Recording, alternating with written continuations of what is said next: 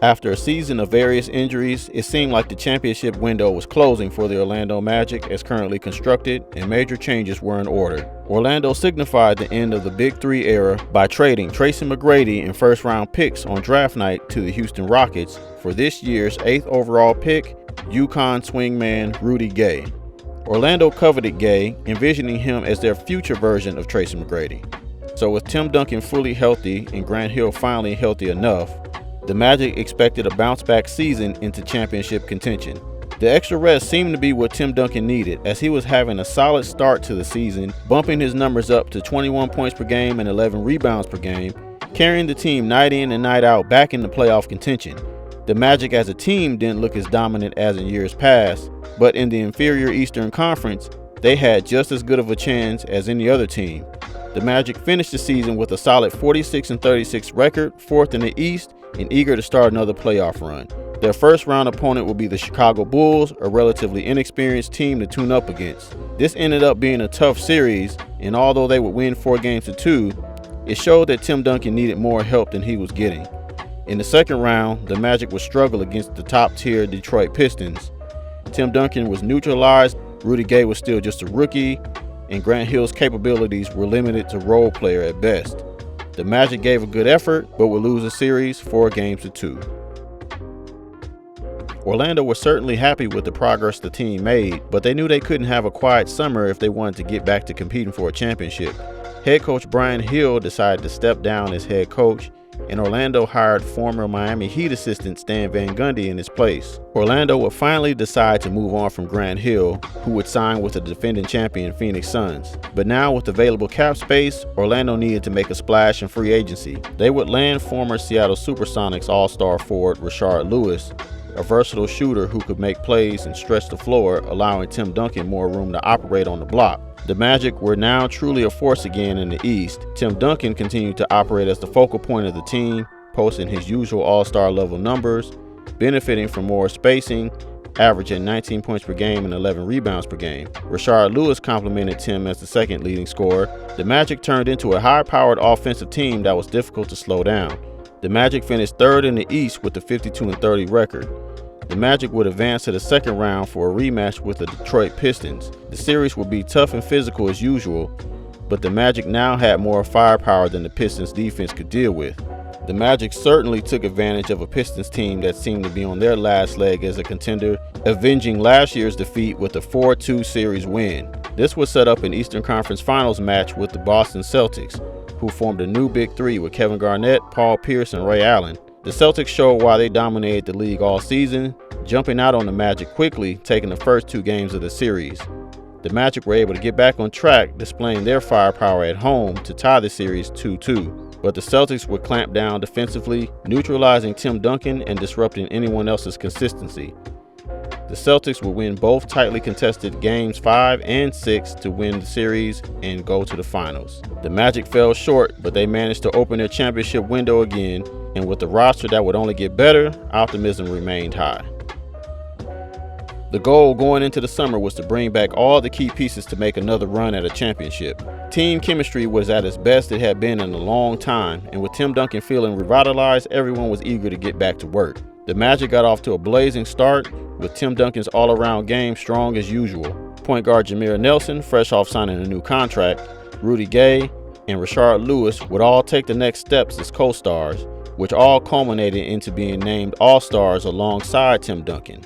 The Magic were riding high amongst the elite teams in the East, but the momentum will be slowed down with injuries. Tim Duncan's play noticeably started to tail off a bit midway through the season, as it was found out he was suffering from knee tendonitis. He still finished the season averaging a solid 18 points per game and 10 rebounds per game. Then shortly after the All-Star break, Jameer Nelson would suffer a torn shoulder, ending his breakout season. The Magic cooled off as the season ended, but still finished the season 4th in the East with a 52-30 record. The Magic would advance to the second round to take on MVP LeBron James and the number 1 seeded Cleveland Cavaliers. The Magic had no answer for LeBron as the Cavs ran through the Magic in the first 2 games. It was clear Tim Duncan was struggling, but the Magic's team effort brought them back in 2 close games to even the series 2-2. But the Cavs would pull away, dominating the Magic in the next 2 games to close out the series in 6 games. It was truly a disappointing end to a season that started off so promising. Orlando felt like last season was supposed to be their year to get back to the finals, but instead the team took a step backwards. The Magic were still a team with championship potential, but Orlando started to question if Tim Duncan was still capable of leading that effort. Orlando increased tensions when they traded away Hedo Turkoglu, best friend of Tim Duncan, for cap space. Orlando tried to smooth things over by then trading for superstar Vince Carter, but it didn't matter. The writing was on the wall. As the season began, Tim Duncan remained professional and stayed committed to winning a title in Orlando. They got off to a decent start, largely due to Rudy Gay leading the way. Now in his contract year, Gay was finally starting to resemble the superstar Orlando envisioned night in and night out, but much of the core was inconsistent. Vince Carter showed flashes but was past his prime. Jameer Nelson lost some of his confidence, and Rashard Lewis was slumping. Tim Duncan's presence and steadiness kept the team in contention, adding in his reliable 17 points per game and 10 rebounds per game. Despite the struggles, the Magic actually finished better than they did the last two seasons, with the 57-25 record sitting second in the East. The Magic now felt confident about their chances to win a title, but that would be strongly tested against the defending Eastern Conference champion Atlanta Hawks. The two rivals were familiar with each other, and this would be an evenly matched series. The Hawks would steal Game 1, and the Magic would take Game 2. Superstar Dwight Howard would start to dominate on both ends of the floor, easily winning Game 3, but the Magic found a way to escape a 3-1 hole with a close win in Game 4. Dwight Howard's dominating performance in the Game 5 win gave the Magic every reason to believe that the series was over. But Tim Duncan remained poised and was able to slow down Howard in key moments to pull off a win in Game 6 and in Game 7 to advance to the Eastern Conference Finals once again. But going up against the Boston Celtics, the Magic just simply ran out of gas. The Celtics were just hungrier and matched up better defensively against the Magic.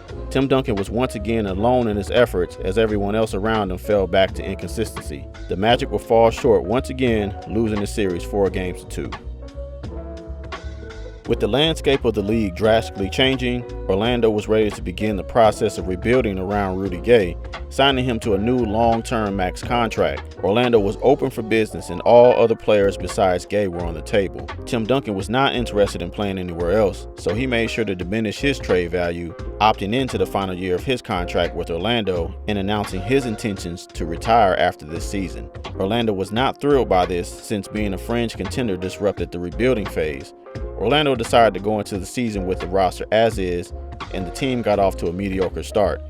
Rudy Gay was now thriving as the team's leading scorer and undisputed focal point of the offense.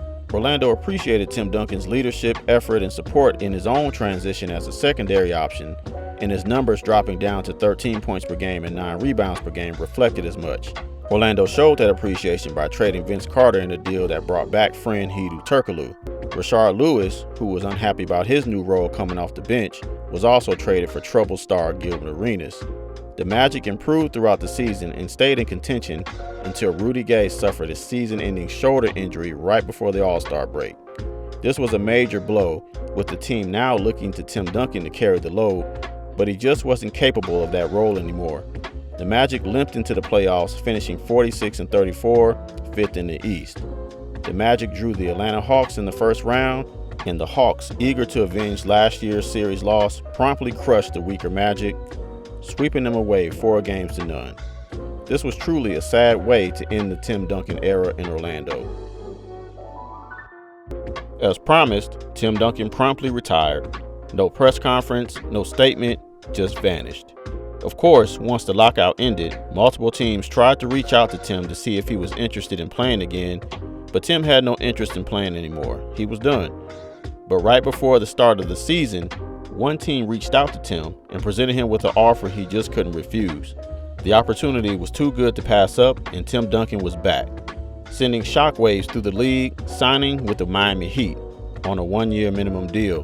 Miami had created the league's new super team last summer with LeBron James, Dwayne Wade, and Chris Barsh, but then lost in the finals to the Dallas Mavericks. Now they added a 3-time MVP with plenty left in the tank to an already loaded roster.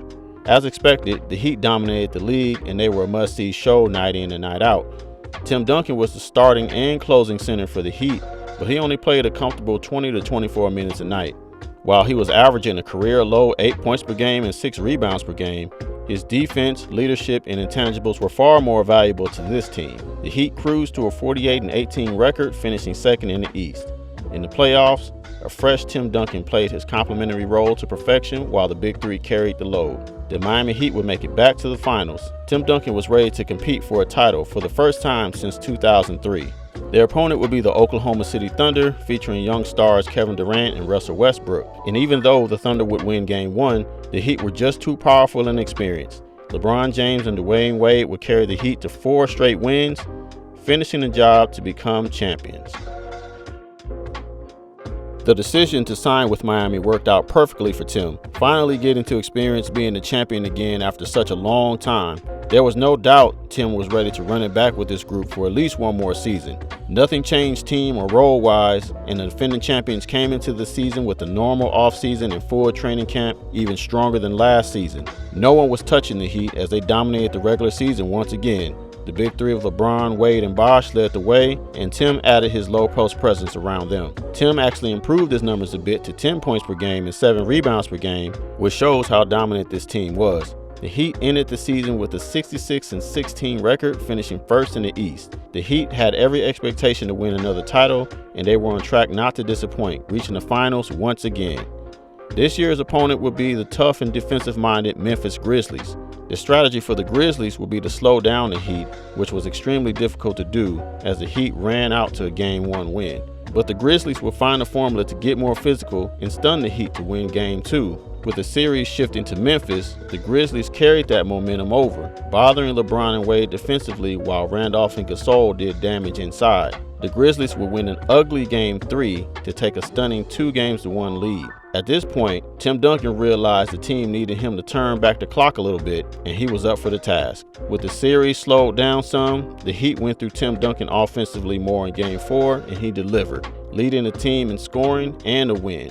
Tim Duncan kept up his vintage play in the Game 5 win, and his presence started to open up the game more. With the series back in Miami, the Heat broke the Grizzlies' will, beating them in dominating fashion to win Game 6 and win back-to-back championships. Tim Duncan had accomplished it all. 3-time champion, 3-time MVP, 15-time All-Star, 15-time All-Team selections, and even though the Heat wanted him back for another title run, Tim Duncan ultimately decided to go out on top, officially retiring for good. Appreciate everyone tuning in. Thanks for watching. Don't forget to like, comment, subscribe, and all that good stuff. And we're going to keep it rolling. Stay tuned for another episode next week on the Alternate Sports Planet.